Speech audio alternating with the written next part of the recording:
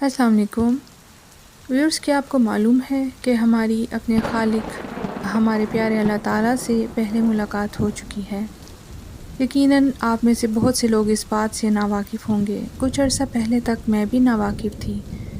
میرے سامنے الفاظ عہد الست سب سے پہلے ایک ناول کی صورت میں سامنے آئے تھے، اور میں یہ دیکھ کر ہی چونک گئی تھی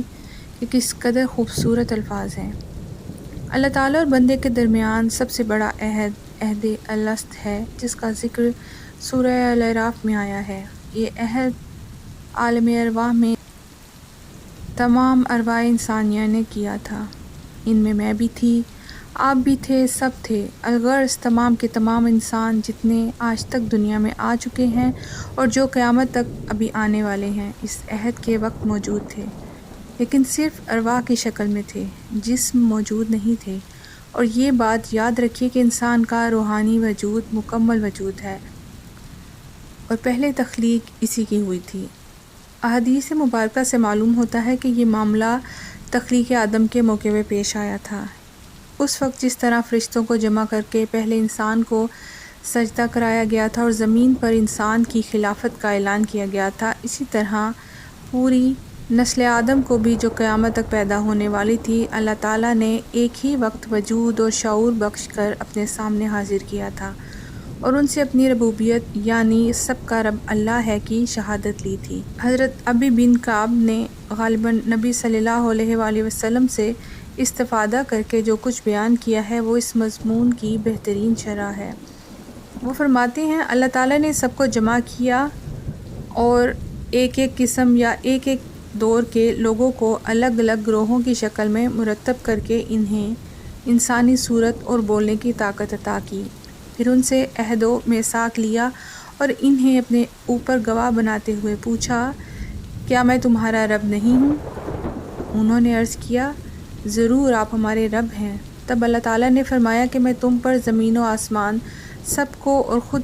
تمہارے باپ آدم کو گواہ ٹھہراتا ہوں، تاکہ تم قیامت کے روز یہ نہ کہہ سکو کہ ہم کو اس کا علم نہ تھا۔ خوب جان لو کہ میرے سوا کوئی مستحق عبادت نہیں ہے، اور میرے سوا کوئی رب نہیں ہے، تم میرے ساتھ کسی کو شریک نہ ٹھہرانا۔ میں تمہارے پاس اپنے پیغمبر بھیجوں گا جو تم کو یہ عہد اور وعدہ جو تم میرے ساتھ باندھ رہے ہو یاد دلائیں گے، اور تم پر اپنی کتابیں بھی نازل کروں گا۔ اس پر سب انسانوں نے کہا کہ ہم گواہ ہوئے، آپ ہی ہمارے رب اور آپ ہی ہمارے معبود ہیں، آپ کے سوا نہ کوئی ہمارا رب ہے نہ کوئی معبود۔ عہد الست ہر نفس کا یہ اقرار تھا کہ اللہ میرا رب ہے، اور یہ اقرار ہر نفس میں بائی ڈیفالٹ فکس کر کے اسے اس دنیا میں بھیجا گیا ہے، یعنی کہ میں کسی کی مخلوق ہوں۔ قرآن میں عہد الست کا ذکر انسانی نفس کے اس حال کا بیان ہے کہ انسان کو بتایا جا رہا ہے کہ یہ جو تمہارے دل یا قلب میں کسی خالق کے تصور اور اقرار کا ازلی دیا جل رہا ہے، تو یہ خیال یوں ہی نہیں آ گیا، بلکہ یہ آپ سب کی ارواح کا کیا ہوا اقرار ہے۔ یہ جو نان مسلم بے چین پھرتے ہیں، اپنے ہونے کا احساس مانگتے ہیں کہ ہم کیوں ہیں، کس لیے، وہ یہ عہد ہی ہے جو ان کے سب کانشیس میں ابھر کر ان کو بے چین کیے رکھتا ہے، اور پھر اپنے اس عہد کو پہچان کر ہدایت کی روشنی پا لیتے ہیں۔ جیسے آپ نے اکثر سنا اور دیکھا ہوگا کہ نان مسلم مرنے سے پہلے کلمہ پڑھ کر مسلمان ہو جاتا ہے، تو وہ یہ اسی لیے ہے کہ مرنے سے پہلے کہ اس کے دل و دماغ نے حق کی روشنی اپنے اللہ سے کیے عہد کو پہچان لیا، اور یہ بڑے نصیب کی بات ہے کہ کافر مرنے کے بجائے اللہ کے ہونے کا اقرار کر کے اپنی اگلی منزل آسان کی۔ اب سوال یہ ہے کہ انسانیت کے آغاز میں کیے گئے اس عہد اور معاہدے کی یاد انسانی حافظے میں کیوں موجود نہیں؟ کیا ہم میں سے کوئی شخص بھی یہ جانتا ہے کہ آغاز میں وہ اپنے خدا کے سامنے پیش کیا گیا تھا اور اس سے الست بربکم کا سوال کیا تھا، اور اس نے ہاں کہا تھا؟ اگر نہیں تو پھر اس اقرار کو، جس کی یاد ہمارے شعور اور حافظے سے مٹ چکی ہے، ہمارے خلاف ثبوت کیسے قرار دیا جا سکتا ہے؟ اس کا جواب یہ ہے کہ اگر اس عہد و معاہدے کی یاد انسان کے شعور اور حافظے میں تازہ رہ جاتی، تو انسان کا دنیا کی موجودہ امتحان گاہ میں بھیجا جانا ہی فضول ہو جاتا، کیونکہ اس کے بعد تو اس آزمائش اور امتحان کے کوئی معنی ہی باقی نہ رہ جاتے۔ اس لیے یاد کو شعور اور حافظے میں تو تازہ نہیں رکھا گیا، لیکن وہ لاشعور یعنی سب کانشیس مائنڈ اور وجدان یعنی انٹویشن میں یقیناً محفوظ ہے۔ ہمارا علم صرف اتنا ہی نہیں جو ہمارے شعور میں ہے یا یاد میں ہے، بلکہ وہ بھی ہے جو ہمارے لاشعور اور وجدان میں موجود ہے۔ تہذیب و تمدن اور اخلاق و معاملات کے تمام شعبوں میں انسان سے آج تک جو کچھ بھی وجود میں آیا ہے، اس کا پوٹینشل انسان کے اندر موجود تھا۔ انسانی ضرورت اور باہر سے ملنے والے مددگار عوامل یعنی ہیلپنگ فیکٹرز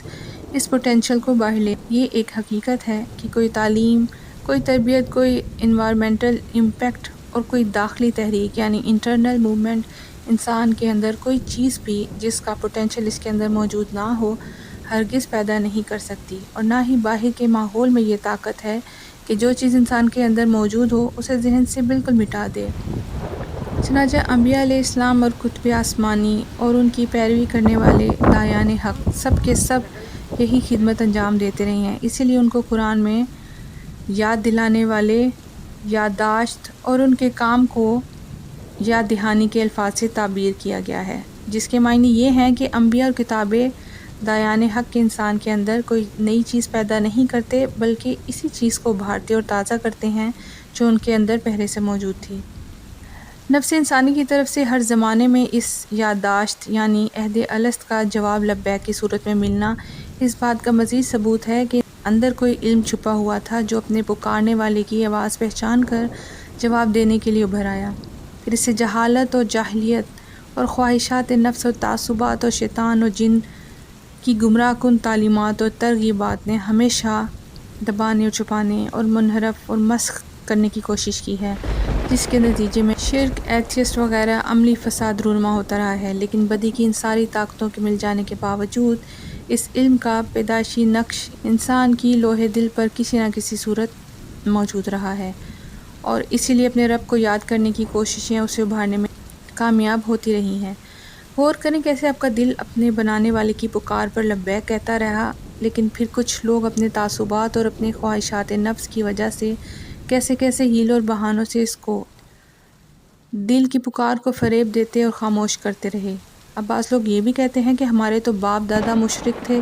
ہم انہی کے گھرانے پیدا ہوئے، تو پھر اس میں ہمارا کیا قصور، ہم نے تو وہی کرنا ہے جو ہمیں بچپن سے سکھایا جاتا ہے۔